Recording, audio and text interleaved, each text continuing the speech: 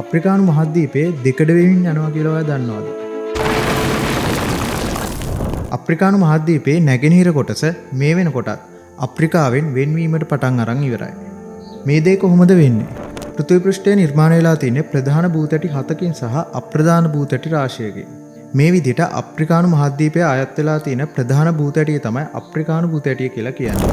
හැබැයි මේ වෙනකොට අප්‍රිකානු භූතැටිය ප්‍රධාන කොටස් දෙකකට ඛණ්ඩනය වීමට පටන් අරගෙන තියෙනවා. මේ ආකාරයට ඛණ්ඩනය වෙලා නිර්මාණය වෙන උප භූතැටි දෙක තමයි සෝමාලියානු භූතැටිය සහ නියුබියන් භූතැටිය විදිහට හඳුන්වන්නේ. භූවිද්‍යාඥයන් කියන විදිහට සෝමාලියානු භූතැටිය නියුබියන් භූතැටියෙන් වසරකට සෙන්ටිමීටර් 2.5 බැගින් ඉවතට යමින් තියෙනවා. මේ විදිහට අප්‍රිකානු භූතැටිය දෙකඩ වීමට වසර මිලියන ගණනක් ගත වෙනවා වුණත් මේ දේවල් වල බලපෑම දැනටමත් දැනෙන්න පටන් අරගෙන ඉවරයි. මේ විදිහට සිදුවන භූතැටි ඛණ්ඩනයේ අවසාන ප්‍රතිඵලය තමයි මේ භූතැටි දෙක අතර නව සාගරයක් නිර්මාණය වීම. ඉතින් මේ සඳහා වසර මිලියන ගණනක් ගත වෙන්න පුළුවන්. මේ විදිහට ඔයගොල්ලෝ නොදන්න අලුත් දේවල් දැනගන්න tc.lk අපේ YouTube channel එක subscribe කරන්න.